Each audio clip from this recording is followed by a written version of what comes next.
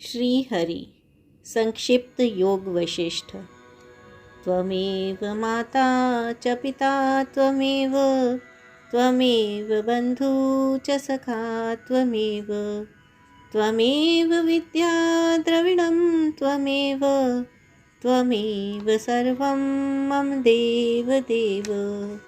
विश्वामित्र आदि की प्रेरणा से राजा दशरथ का श्री राम को सभा में बुलाकर उनका मस्तक सूंघना और मुनि के पूछने पर श्री राम का अपने विचार मूलक वैराग्य का कारण बताना। तब विश्वामित्र जी ने कहा, परम बुद्धिमान सत्पुरुषों, यदि ऐसी बात है तो जैसे मृगों का झुंड अपने यूथपति को ले आता है, उसी प्रकार आप लोग भी रघुकुल नंदन श्री राम को शीघ्र यहाँ बुला लाइए। श्री रामचंद्र जी को यह मोह ना तो किसी आपत्ति से हुआ है और न आसक्ति से ही। वे विवेक और वैराग्य से संपन्न हैं, अतः उन्हें मोह नहीं बोध ही प्राप्त हुआ है, जो महान अभ्युदय कारक हैं। इस विचार मूलक मोह का युक्ति द्वारा निवारण कर देने पर रघुकुल नंदन श्री राम हम लोगों की ही भांति परम पद में प्रतिष्ठित हो जाएंगे। हमारे उपदेश से वास्तविक बोध का उदय हो जाने पर श्री रामचंद्र जी अमृत पिए हुए पुरुष की भांति सत्यता, मुदिता, प्रज्ञा को प्राप्त होकर विश्रांति सुख से संपन्न, संताप शून्य, शरीर से हृष्ट पुष्ट और उत्तम कांति से युक्त हो जाएंगे। फिर तो मन में अपनी पूर्णता का अनुभव करते हुए माननीय श्री रामचंद्र जी अपने वर्ण और आश्रम के अनुसार प्राप्त होने वाली व्यवहार परंपरा का निर्बाध रूप से पालन करने लगेंगे। वे महान सत्व गुण से युक्त तथा लोकव्यापी निर्गुण सगुण रूप पर ब्रह्म परमात्मा के ज्ञान से संपन्न हो जाएंगे। उन्हें सुख दुख की दशाएं नहीं प्राप्त होंगी। वे मिट्टी के ढेले, पत्थर और सुवर्ण में कोई अंतर नहीं देखेंगे। इन सब को समान समझने लगेंगे। मुनीश्वर विश्वामित्र के यूं कहने पर राजा दशरथ बड़े प्रसन्न हुए, मानो उनका सारा मनोरथ पूर्ण हो गया। उन्होंने श्री रामचंद्र जी को बुला लाने के लिए बारंबार दूत पर दूत भेजना आरंभ किया। जब राजा और मुनि का संवाद हो रहा था, उसी समय श्री रामचंद्र जी अपने थोड़े से सेवकों और दोनों भाई लक्ष्मण तथा शत्रुघ्न के साथ अपने पिता के पवित्र स्थान राजसभा में गए। श्री राम ने दूर से ही महाराज दशरथ को देखा। जैसे इंद्र देव समूह से घिरकर बैठते हैं, उसी प्रकार वे भी राजाओं की मंडली से घिरे हुए बैठे थे। उनके दोनों ओर महर्षि वशिष्ठ और विश्वामित्र जी विराजमान थे। संपूर्ण शास्त्रों के अर्थ का ज्ञान रखने वाले मंत्रीगण माला की भांति उन्हें सब ओर से घेर कर बैठे थे। इधर वशिष्ठ, विश्वामित्र आदि ऋषियों तथा दशरथ आदि राजाओं ने भी कुमार कार्तिकेय के समान सुंदर श्री रामचंद्र जी को दूर से ही अपने पास आते देखा। वे सौम्य और समदर्शी थे। उनकी आकृति मंगलमयी थी। उनका हृदय विनीत भाव से युक्त और उदार था। शरीर कांतिमान और शांत दिखाई देता तथा वे परम पुरुषार्थ के भाजन थे। पवित्र गुण वाले पुरुषों के आश्रय थे। समस्त सद्गुणों ने मानो एकमात्र महान सत्व गुण के लोभ से उनका आश्रय ले रखा था। मुनीश्वर विश्वामित्र जब राजा से पूर्वोक्त बातचीत करते हुए श्री राम को बुलाने का अनुरोध कर रहे थे, उसी समय कमल नयन श्री रामचंद्र जी पिता के चरणों में प्रणाम करने के लिए उनके सामने आए। सबके सुहृद श्री राम ने पहले पिता के चरणों में मस्तक झुकाया। तदनंतर माननीय पुरुषों द्वारा भी मुख्य रूप से सम्मानित होने वाले दोनों मुनि वशिष्ठ और विश्वामित्र जी को प्रणाम किया। इसके बाद अन्य ब्राह्मणों, बंधु बांधवों तथा गुरुजनों का अभिवादन किया। तत्पश्चात राजाओं के समूह द्वारा की जाने वाली प्रणाम परंपरा को उन्होंने प्रसन्न दृष्टि से उनकी ओर देखकर अपने मस्तक को किंचित झुकाकर तथा मधुर वाणी के द्वारा कुछ बोलकर स्वीकार किया। इसके बाद दोनों महर्षियों ने श्री रामचंद्र जी को आशीर्वाद दिया। तदनंतर जिनके हृदय में अत्यंत समता का भाव भरा हुआ था, वे देवोपम सुंदर श्री राम अपने पिता की पवित्र सन्निधि में आए। उस समय भूपाल दशरथ ने अपनी चरण वंदना करने वाले पुत्र को हृदय से लगाकर उनका मस्तक सूंघा। इसी तरह शत्रु वीरों का संहार करने वाले राजा दशरथ ने घनीभूत स्नेह से युक्त हो लक्ष्मण और शत्रुघ्न को भी हृदय से लगाया। फिर श्री रामचंद्र जी पृथ्वी पर ही परिजनों द्वारा बिछाए गए वस्त्र के ऊपर बैठ गए। तत्पश्चात राजा बोले, बेटा, तुम्हें विवेक प्राप्त हो गया है। तुम विविध कल्याण में गुणों के भाजन हो। तुम्हारे जैसे पुरुष बड़े बूढ़े लोगों, ब्राह्मणों तथा गुरुजनों का आज्ञा पालन करते हुए ही पवित्र परम पद प्राप्त कर लेते हैं। जो लोग मोह का अनुसरण करते हैं, उन्हें वह पद नहीं प्राप्त होता। वत्स, अभी तक आपत्तियां दुर्बल एवं तुच्छ होकर दूर ही रहती हैं, जब तक कि मोह को फैलने का अवसर नहीं दिया जाता।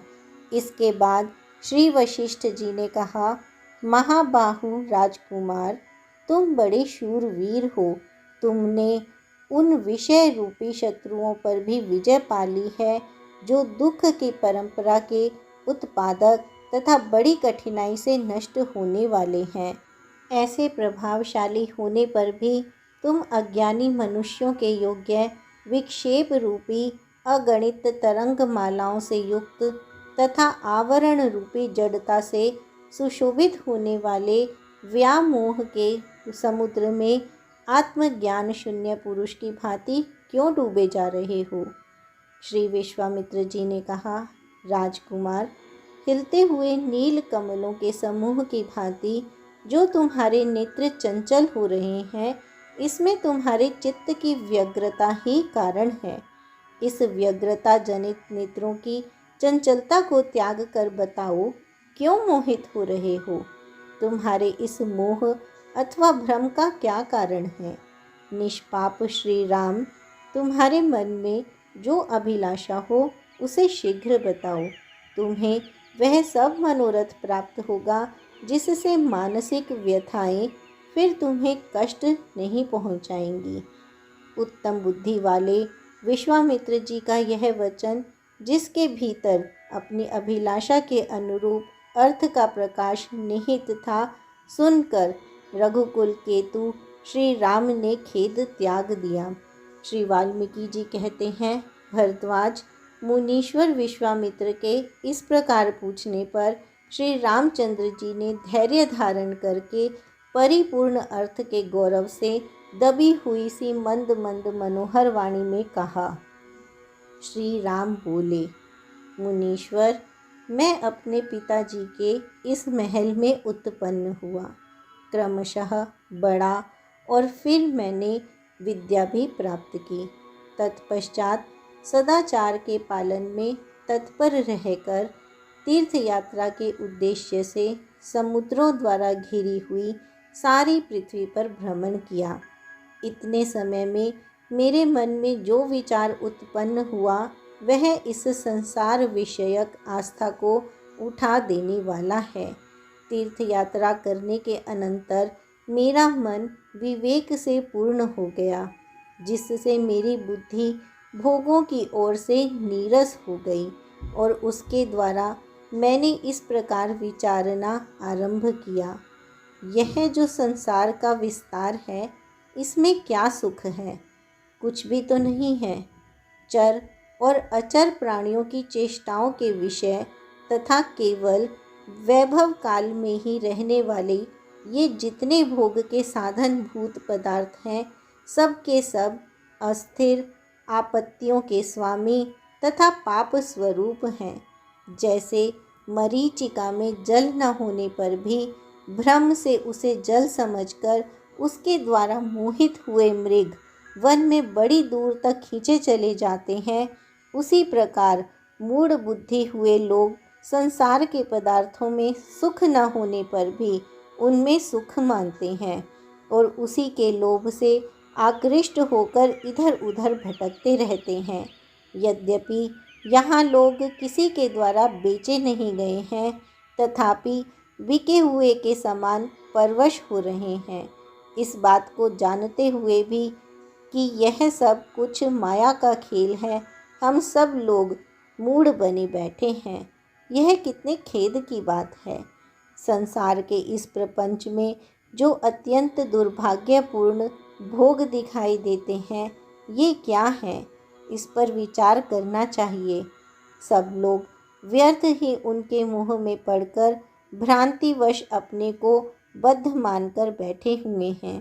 जैसे वन में किसी गड्ढे के भीतर गिरे हुए मूढ़ मृग दीर्घ काल के पश्चात यह जान जाते हैं कि हम गड्ढे में पड़े हैं, उसी प्रकार लोगों ने बहुत समय के बाद यह जाना है कि हम मूढ़ जीव व्यर्थ ही मोह में पड़े हुए हैं। मुझे राज्य से क्या लेना है और भोगों से भी क्या प्रयोजन है? मैं कौन हूँ? यह दृश्य प्रपंच क्या है और किस लिए सामने आया है? जो मिथ्या है वह मिथ्या ही रहे, उसके मिथ्या होने से किसकी क्या हानि होने वाली है?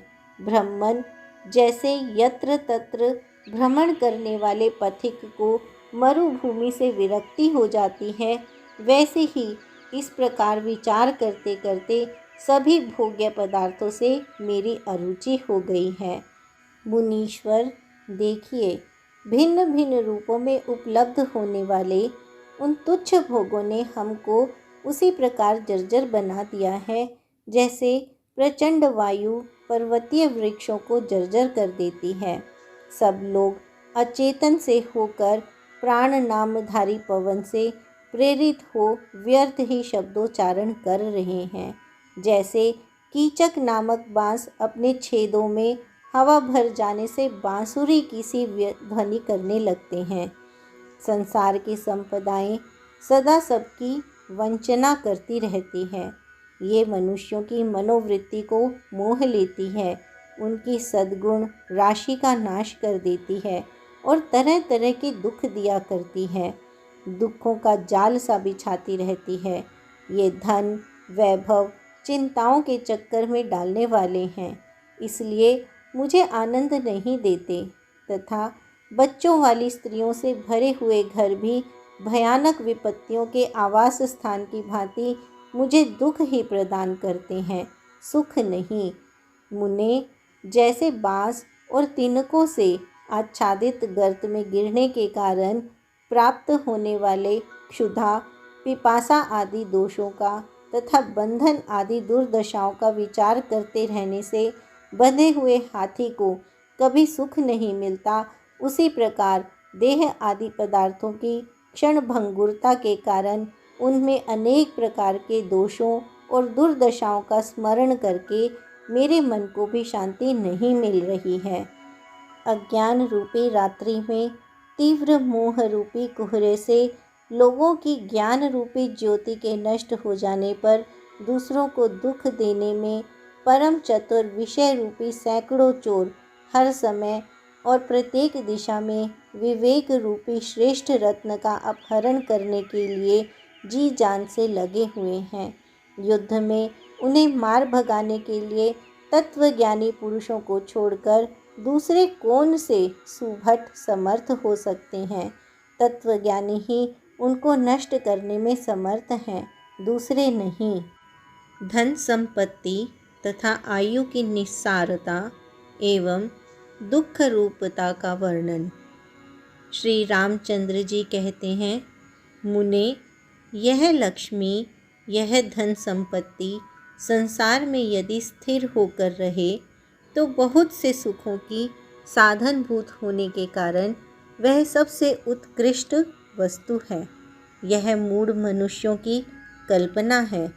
वास्तव में ना तो वह कभी स्थिर रहती है और न उत्कृष्ट ही कहलाने योग्य है, क्योंकि वह सबको व्यामोह में ही डालती रहती है।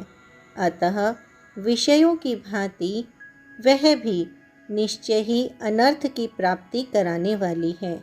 जैसे नदी से असंख्य चंचल तरंगे प्रकट होती और वायु की सहायता से बढ़ती रहती है, उसी प्रकार इस श्री अथवा संपत्ति से बहुत सी चिंता रूपिणी पुत्रियां उत्पन्न होती हैं और विविध दुष्चेष्टाओं द्वारा वृद्धि को प्राप्त होती रहती है।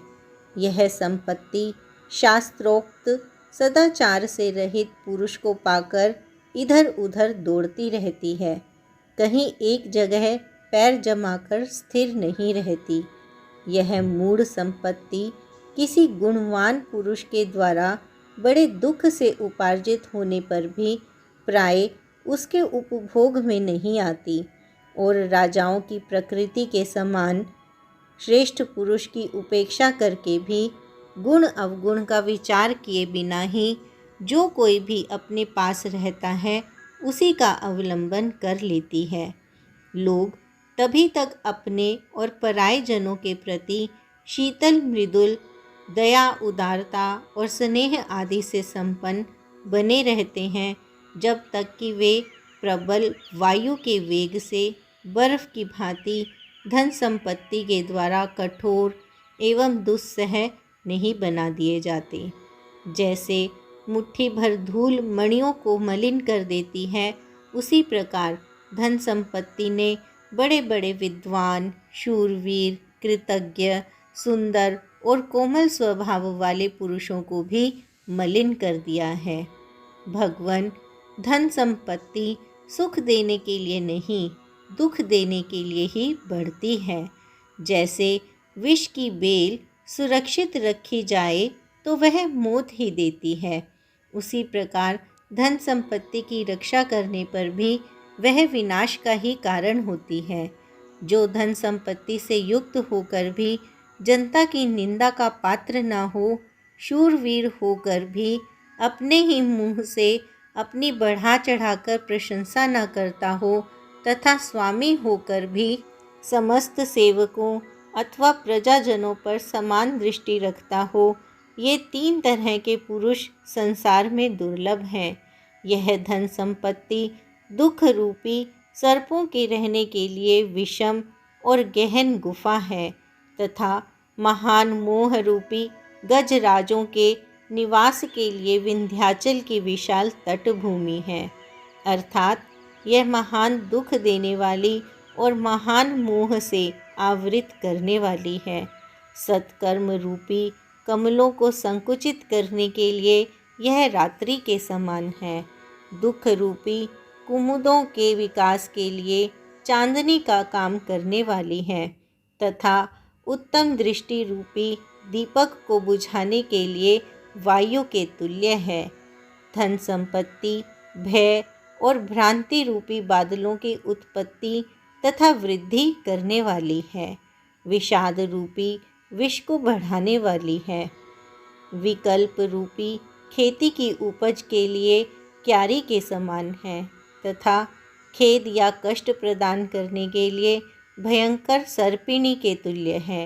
वैराग्य रूपी लताओं को नष्ट करने के लिए ओले के समान है।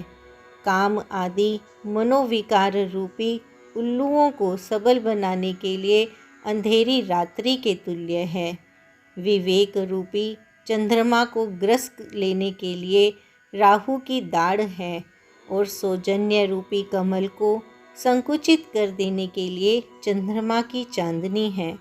इतना ही नहीं, यह इंद्रधनुष के समान क्षणस्थायी विविध रंगों के कारण मनोहर जान पड़ती है तथा बिजली के समान चपल एवं उत्पन्न होते ही नष्ट हो जाने वाली है। प्राय जड़ ही इसके आश्रय हैं। यह एक रूप से कहीं क्षण भर भी नहीं ठहरती। पानी की लहर और दीपक की लो के समान चंचल है तथा जिन्हें जानना अत्यंत कठिन है, ऐसी असंख्य दुर्दशाओं की प्राप्ति कराने वाली है। यह धन संपत्ति मनोरम होने के कारण चित्त वृत्ति को अपनी ओर खींच लेती है। प्राय अनर्थकारी कर्मों से इसकी प्राप्ति होती है और प्राप्त होकर भी यह क्षण भर में नष्ट हो जाने वाली है। मुने, जीव की आयु पत्ते के सिरे पर लटकते हुए जल बिंदु के समान अस्थिर है। वह उन्मत्त के समान असमय में ही इस कुत्सित शरीर को छोड़कर चल देती है। जिनका चित्त विषय रूपी विषधर सर्पों के संसर्ग से सर्वथा जर्जर हो गया है और जिनमें प्रौढ़ आत्मविवेक का अभाव है, उन लोगों की आयु उन्हें कलेश देने वाली ही है। जो जानने योग्य वस्तु पर ब्रह्म परमात्मा को जान चुके हैं और उस अपरिच्छिन्न ब्रह्म पद में प्रतिष्ठित हैं, ऐसे महापुरुषों की आयु लाभ हानि एवं सुख दुख में चित्त को समान भाव से सुस्थिर रखने वाली होने के कारण सुखदायिनी है। महर्षि, हम लोग नपे तुले आकार वाले शरीर में ही यह आत्मा है ऐसा निश्चय किए बैठे हैं। अतः संसार रूपी मेघ में बिजली के समान चमक कर विलुप्त हो जाने वाली इस क्षण भंगुर आयु में हम सुखी नहीं हैं। शरद ऋतु के छिटपुट बादल, तेल रहित दीपक तथा जल की तरंग के समान चंचल आयु गई हुई ही दिखी जाती है। तरंग को, जल आदि में प्रतिबिंबित चंद्रमा को, विद्युत पुंज को और आकाश कमल को हाथ से पकड़ने का तो मैं विश्वास रख सकता हूँ, परंतु इस अस्थिर आयु पर मेरा कोई भरोसा नहीं है। असंभव बातें भी भले ही संभव हो जाएं, पर आयु को पकड़े रखना असंभव है। जैसे खच्चरी दुख भोगने के लिए ही गर्भ धारण की इच्छा करती है, उसी प्रकार जिसका मन विश्रांत नहीं है, ऐसा मूर्ख मनुष्य कष्ट उठाने के लिए ही व्यर्थ आयु का विस्तार चाहता है। ब्राह्मण, इस संसार चक्र में जो देह रूपी लता है, यह सृष्टि रूपी समुद्र के जल का विकारभूत फेन ही है, क्योंकि उसी के समान अत्यंत अस्थिर है। अतः इसमें अधिक काल तक जीवित रहना मुझे अच्छा नहीं लगता। वास्तव में वही जीवन उत्तम जीवन कहलाता है, जिससे अवश्य पाने योग्य वस्तु ही प्राप्ति होती है, जिससे फिर शोक नहीं करना पड़ता तथा जो परम निर्वाण रूप सुख का स्थान है। यूँ तो वृक्ष भी जीते हैं, पशु और पक्षी भी जीवित रहते हैं, परंतु वास्तव में उसी पुरुष का जीवन सफल है जिसका मन मनन के द्वारा जीवित न रहे, अमनि भाव को प्राप्त हो जाए। संसार में उन्हीं जीवों का जन्म लेना सफल है और उन्हीं का जीवन श्रेष्ठ है जो फिर यहाँ जन्म नहीं लेते। शेष प्राणी तो बूढ़े गधों के समान हैं। जैसे गधे अधिक काल तक जीने पर भी उत्तम जीवन नहीं बिताते, उसी प्रकार उन प्राणियों का भी जीवन है जो इस अपवित्र देह को ही आत्मा माने बैठे हैं। अविवेकी मनुष्य के लिए शास्त्रों का अध्ययन भार रूप है। रागी विषयासक्त पुरुष के लिए तत्व ज्ञान भार है, अशांत मनुष्य के लिए मन भार है तथा जो आत्मज्ञान से शून्य है उसके लिए शरीर भार है। जिसकी बुद्धि दूषित है उस पुरुष के लिए रूप, आयु, मन, बुद्धि, अहंकार तथा चेष्टा ये सब के सब उसी प्रकार दुखदायक हैं जैसे बोझ ढोने वाले मनुष्य के लिए उसके सिर का बोझ कष्टदायक होता है। आयु कठोर परिश्रम एवं सुदृढ़ कष्ट को ही देने वाली है। इसमें श्रम की निवृत्ति कभी नहीं होती, कामनाओं की पूर्ति का भी अभाव ही रहता है। यह आपत्तियों का परम आश्रय और रोग रूपी पक्षियों का घोंसला है। जैसे बिल में विश्राम करने वाले तथा विष के द्वारा संताप देने वाले भयंकर सर्प वन की वायु का पान करते हैं, उसी प्रकार शरीर रूपी बिल में रहकर विष तुल्य दाह पैदा करने वाले भीषण रोग रूपी सर्प जीव की आयु का पान करते हैं। जैसे काठ के छोटे छोटे कीड़े उसके भीतर रहकर पुराने पेड़ को सदा काटते और उससे धूल सी गिराते रहते हैं, उसी प्रकार सदा पीप, रक्त और मल बहाने वाले तथा देह के भीतर निवास करने वाले दुष्ट रोग आदि दुख निरंतर आयु का उच्छेद करते रहते हैं। जैसे बिल्ली चूहे को शीघ्र निगल जाने के लिए उत्कट अभिलाषा के साथ निरंतर उसकी ओर ताकती रहती है, उसी प्रकार मृत्यु भी आयु को अपना ग्रास बनाने के लिए ही सदा उसकी ताक में बैठी रहती है। इस संसार में यह आयु जिस प्रकार स्थिरता और सुख के द्वारा सदा के लिए परित्यक्त, अत्यंत तुच्छ, गुणहीन तथा मृत्यु की भाजन है, वैसी दूसरी कोई वस्तु नहीं है। अहंकार और चित्त के दोष। श्री रामचंद्र जी कहते हैं, मुनि श्रेष्ठ, यह अनेक रूप वाला संसार दीनों से भी दीन, विषय लंपट लोगों को अहंकार के वशीभूत होने के कारण ही निरंतर राग द्वेष आदि दोषों के कोश रूप अनर्थ की प्राप्ति कराता रहता है। अहंकार के वश में होने से ही मनुष्य पर आपत्ति आती है, उसे शारीरिक कष्ट भोगने पड़ते हैं। अहंकार से ही अनेक दुखद मानसिक व्यथाएं होती हैं तथा अहंकार से ही राग अथवा दुष्चेष्टाएं होती हैं। जैसे बहेलिए के द्वारा मृगों को पकड़ने के लिए बहुत बड़ा जाल बिछाया जाता है, उसी प्रकार अहंकार रूपी दोष के कारण संसार रूपी अंधेरी रात में जीवों के मन को मोहित करने वाली विशाल माया बिछी हुई है। अहंकार शांति रूपी चंद्रमा को निगलने के लिए राहु का मुख है, पुण्य रूपी कमलों का विनाश करने के लिए हिम रूप वज्र है और सब भूतों में समदर्शिता रूपी मेघ का विध्वंस करने के लिए शरद ऋतु है। ऐसे अहंकार का मैं त्याग करता हूँ। न मैं अमुक नाम वाला हूँ, न विषयों में मेरी रुचि है और न मन ही मेरा है। मैं शांत होकर मन को जीतने वाले महात्मा पुरुष की भांति अपने आप में ही स्थित रहना चाहता हूँ। ब्राह्मण, यदि अहंकार रहता है तो आपत्ति काल में मुझे दुख होता है, और यदि नहीं रहता तो मैं निरंतर सुख का अनुभव करता हूँ। इसलिए अहंकार रहित होना ही श्रेष्ठ है।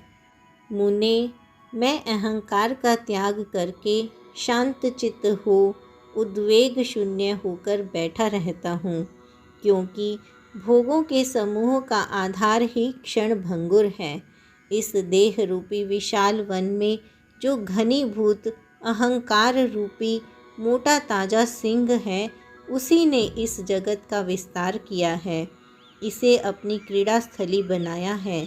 मुने, जैसे शत्रु किसी को मारने के लिए मंत्र तंत्र के द्वारा मारण, उच्चाटन आदि का जाल फैलाता है, उसी प्रकार इस अहंकार रूपी महान शत्रु ने संसार में जीव का पतन करने के लिए बिना मंत्र तंत्र के ही स्त्री, पुत्र, मित्र आदि के जाल फैला रखे हैं। इस अहंकार का मूलोच्छेद पूर्वक निराकरण कर देने पर ये सभी मानसिक दुश्चिंताएं तुरंत अपने आप विलीन हो जाती हैं।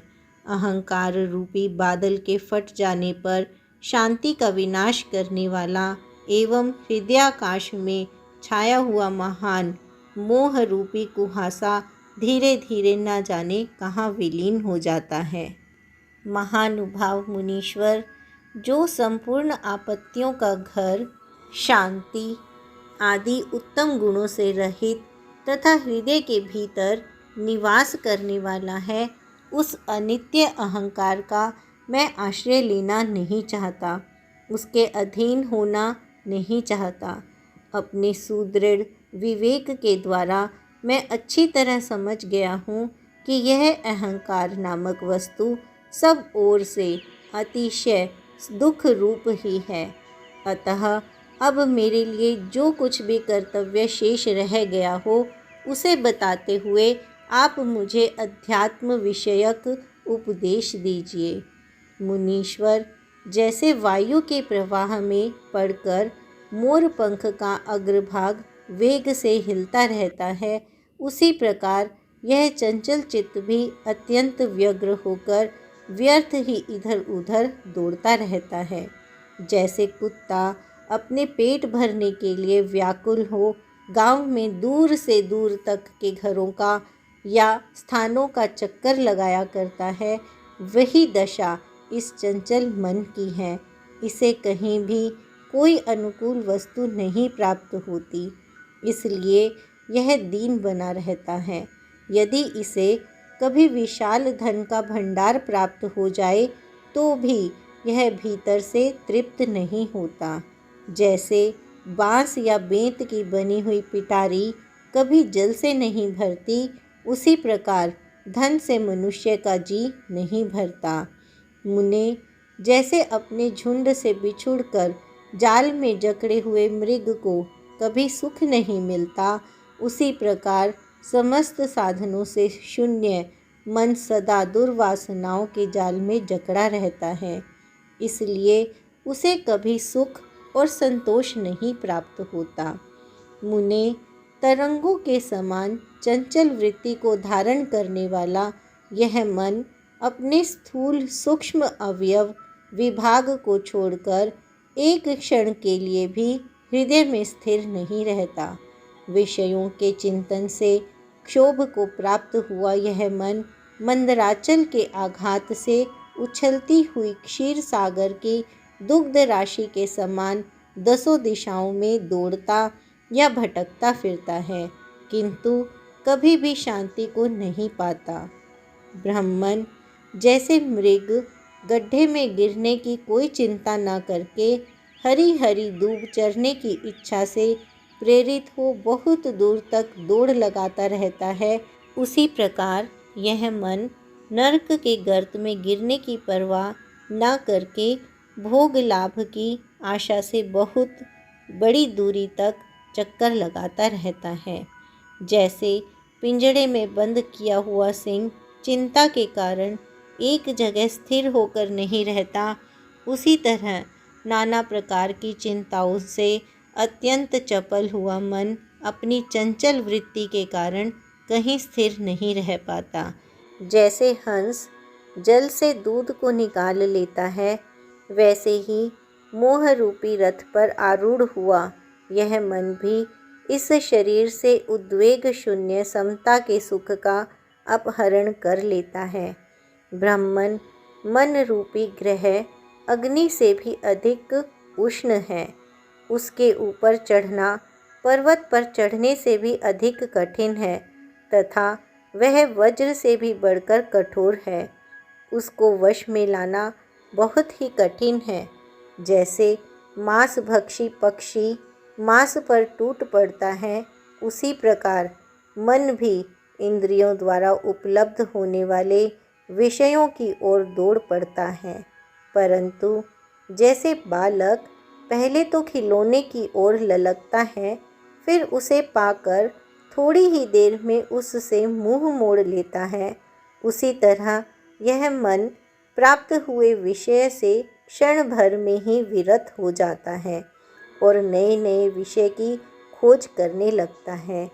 समुद्र को पी जाना, सुमेरु पर्वत को जड़ से उखाड़ फेंकना तथा अग्नि का ही आहार करना, ये महान एवं दुस्साध्य कार्य हैं, परंतु चंचल चित्त को वश में कर लेना इनसे भी महान एवं कठिन कार्य है। संपूर्ण पदार्थों का कारण चित्त ही है। जब तक चित्त है तभी तक तीनों लोकों की सत्ता है। उसके क्षीण होते ही जगत क्षीण हो जाता है। इसलिए इस चित्त रूपी रोग की यत्नपूर्वक चिकित्सा करनी चाहिए। मुने, जैसे महान पर्वत से अनेकानेक वनों एवं काननों की उत्पत्ति होती है, उसी प्रकार मन से ये सैकड़ों सुख दुख पैदा हुए हैं, इसमें संशय नहीं है। अध्यात्म विषयक विवेक से जब यह मन दुर्बल हो जाता है, तब ये सारे सुख दुख निश्चय ही पूर्ण रूप से गल जाते हैं, ऐसा मेरा विश्वास है। महान मुमुक्षु पुरुष जिसके जीते जाने पर शम, दम, क्षमा, दया, समता, शांति, संतोष, सरलता आदि समस्त सद्गुणों के स्वाधीन होने की आशा करते रहते हैं, उस शत्रु रूप चित्त को जीतने के लिए मैं सब प्रकार से उद्यत हुआ हूँ।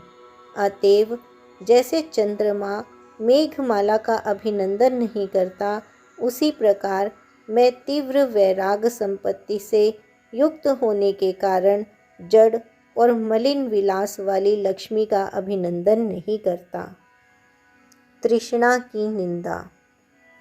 श्री रामचंद्र जी कहते हैं, मुनीश्वर, चेतन जीव रूपी आकाश में हृदय के अज्ञानांधकार से परिपूर्ण दुस्तर तृष्णा रूपिणी रात्रि का सहारा पाकर नाना प्रकार के दोष रूपी उल्लुओं की जमातें क्रियाशील हो उठती हैं। जैसे रात में ओस के कणों से अभिषिक्त तथा आसपास के उपवनों में खिले हुए कांचन पुष्प धतूरे के फूल की उज्ज्वल शोभा से सुशोभित चने की फलियां निश्चय ही अधिक विकास को प्राप्त होती हैं, उसी प्रकार अनेक तरह के दुखमय विलापों से प्रकट हुए अश्रु बिंदुओं से आर्द्र तथा निकटवर्ती सुवर्ण आदि की अभिलाषा द्वारा उज्ज्वल हुई चिंता या तृष्णा अवश्य अधिकाधिक बढ़ने लगती हैं। जैसे समुद्र के भीतर भंवर एवं हलचल उत्पन्न करने के लिए ही तरंगे उठा करती हैं, उसी तरह हृदय को चंचल बना देने वाली तृष्णा अंतःकरण में भ्रम एवं आकुलता पैदा करने के लिए ही उस सीमा तक आ पहुँचती है, जहाँ वह धनादि की प्राप्ति के लिए कष्टप्रद उत्साह को बढ़ावा देती है। यद्यपि तृष्णा के वेग को रोकने के लिए यह चित्त रूपी चातक नाना प्रकार की चेष्टाएं करता है, तथापि जैसे आंधी सड़े गले तिनके को ना जाने कहाँ से कहाँ उड़ा ले जाती है, उसी प्रकार कलंकिनी तृष्णा ने इसे ना जाने कहाँ किस अयोग्य अवस्था में पहुँचा दिया। जैसे जाल में फंसे हुए पक्षी अपने घोंसले में जाने की शक्ति से वंचित हो वहीं शोक दुख से मोहित हो जाते हैं, वैसे ही हम लोग चिंता या तृष्णा के जाल में फंसकर अपने पारमार्थिक स्वरूप को प्राप्त करने में असफल हो मोह में डूबे रहते हैं। तृष्णा एक पागल घोड़ी के समान है, जो यहाँ से दूर दूर जाकर बारंबार लौट आती और फिर तुरंत ही संपूर्ण दिशाओं में चक्कर काटने लगती है। जैसे घटी यंत्र के ऊपर लगी हुई रस्सी घट के साथ सदा ऊपर नीचे आती रहती है, जड़ या जल से संबंध रखती हैं, अपनी भीतर गांठें रखती हैं एवं चंचल बनी रहती है, उसी तरह यह तृष्णा धर्म और अधर्म के अनुसार सदा स्वर्ग तथा नरक में गमनागमन कराती, चेतन और जड़ की ग्रंथि से जुड़ी रहती, जड़ पदार्थों से संबंध रखती और सदा विक्षुब्ध बनी रहती है, जो देह के भीतर मन में गुथी हुई है, जिसका छेदन करना प्राय सभी के लिए अत्यंत कठिन है, उस तृष्णा के द्वारा मनुष्य उसी प्रकार शीघ्र भारवाही बना लिया जाता है, जैसे रास की रस्सी बैल को तत्काल भार ढोने के लिए विवश कर देती है।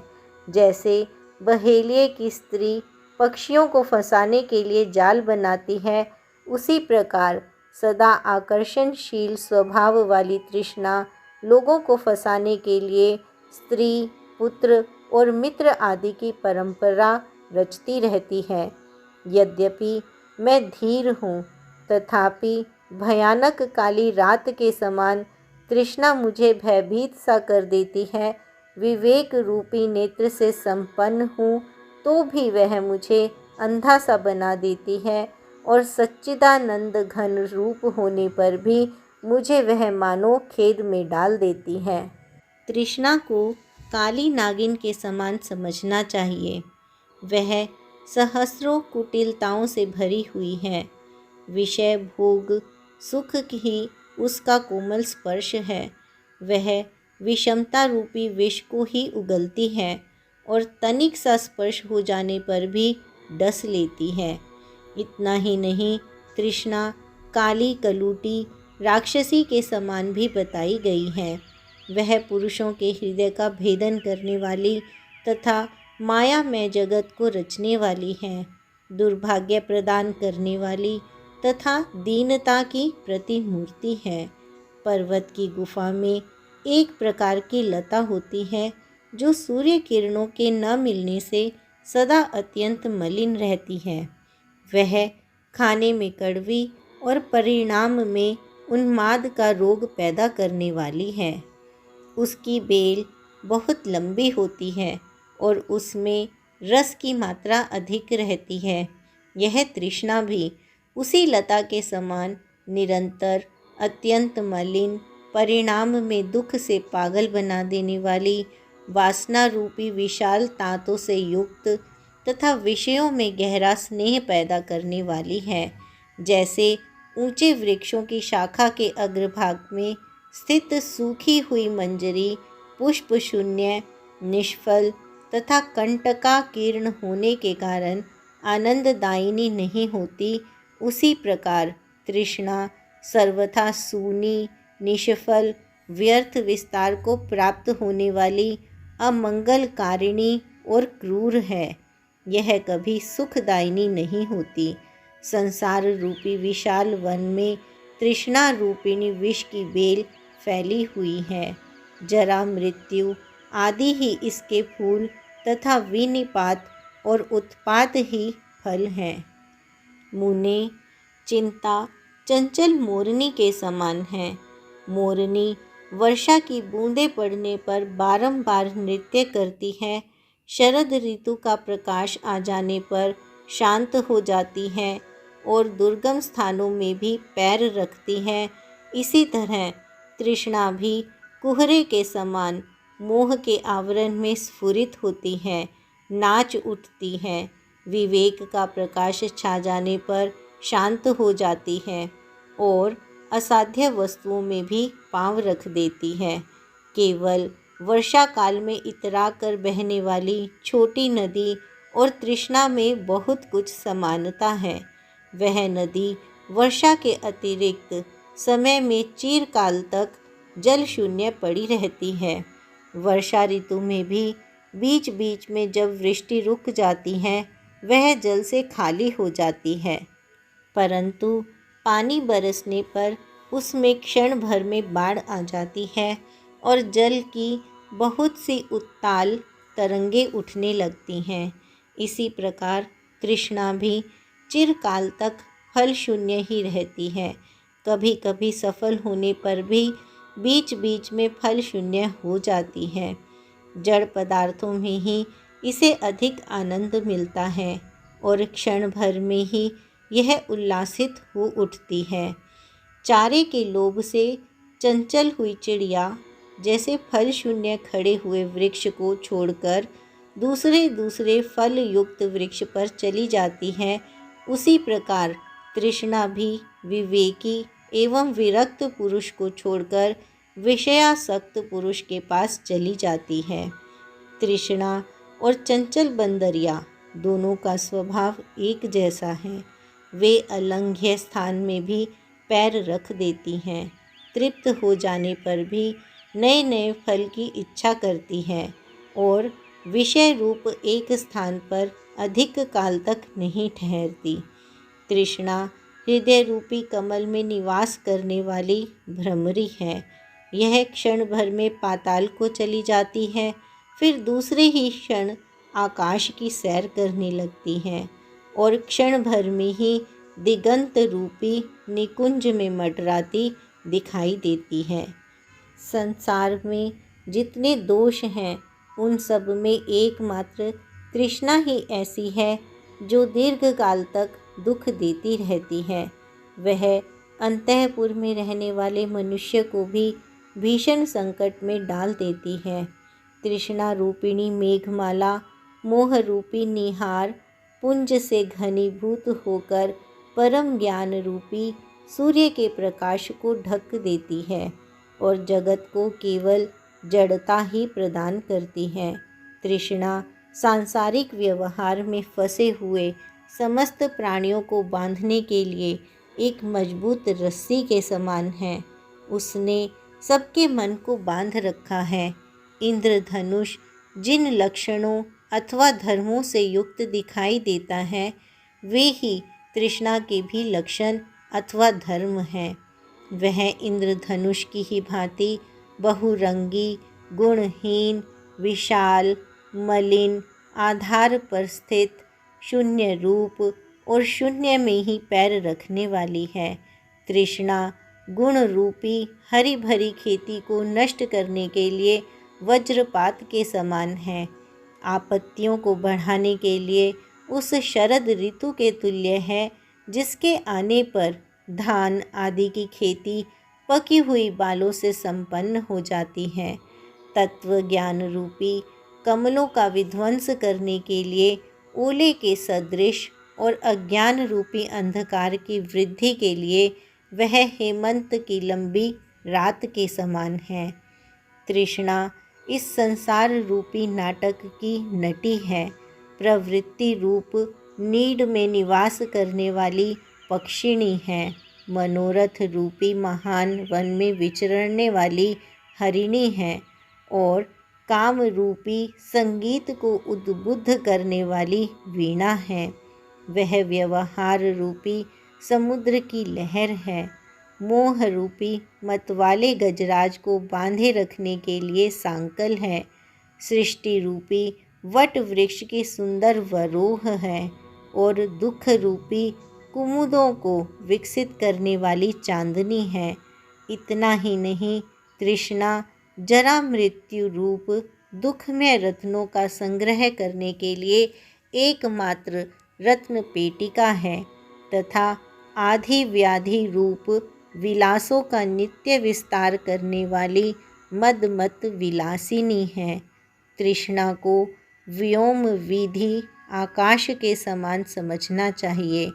जैसे आकाश कभी सूर्य के प्रकाश से निर्मल हो जाता है, कभी मेघों की घटा घिर आने से वहाँ कुछ क्षणों के लिए कुछ अंधेरा छा जाता है और कभी वह कोहरे से ढक जाता है, उसी प्रकार तृष्णा भी कभी किंचित विवेक का प्रकाश पाकर निर्मल हो जाती है, विवेक ना होने पर अज्ञान से मलिन रहती है तथा कभी कोहरे के समान मोह से आवृत हो जाती है।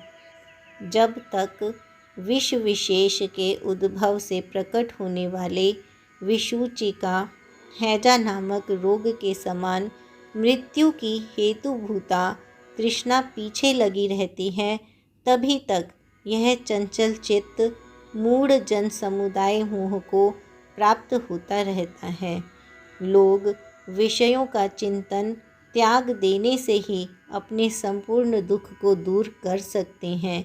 विषय चिंतन का त्याग ही तृष्णा रूपिणी विषूचिका के निवारण का मंत्र कहा गया है।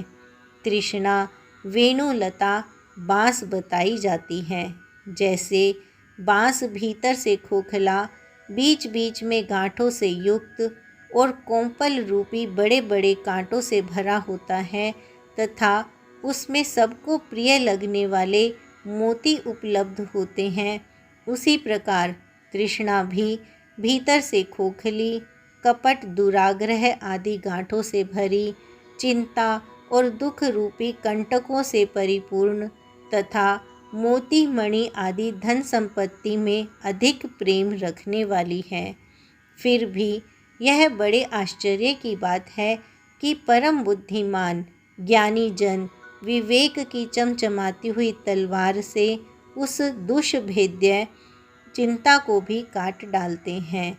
ब्राह्मण जीवों के हृदय में रहने वाली यह तृष्णा जैसी तीखी है, वैसी तीखी ना तो तलवार की धार है, न वज्राग्नि की लपटें हैं और न आग में तपाए हुए लोह कणों की चिंगारियां ही हैं। तृष्णा दीप शिखा के समान कही गई है। जैसे दीपक की शिखा बीच में उज्ज्वल, अंत में काली होती है, उसका अग्रभाग तीखा होता है, उसमें तेल और लंबी सी बत्ती रहती है, वह प्रकाशमान होती है और दाह के कारण उसका स्पर्श दुस्सह होता है। उसी प्रकार तृष्णा भी बीच बीच में भोग वैभव से उज्ज्वल और अंत में दुख एवं मृत्यु देने वाली होने के कारण काली होती है। उसका अग्रभाग या आरंभ भी असह्य होता है। वह स्त्री पुत्र आदि के स्नेह से पूर्ण तथा बाल्य, यौवन, बुढ़ापा नामक अवस्था विशेष रूपी बत्तियों से युक्त होती है। इसका सबको प्रत्यक्ष अनुभव होता है तथा इष्ट वस्तु के वियोग जनित अंतर्दाह उत्पन्न करने के कारण यह सबके लिए असह्य हो उठती है। महर्षि, मेरु पर्वत के समान परम उन्नत, विद्वान, शूरवीर, सुस्थिर और श्रेष्ठ मनुष्य को भी यह एकमात्र तृष्णा ही पल भर में याचक बनाकर तिनके के समान हल्का कर देती है।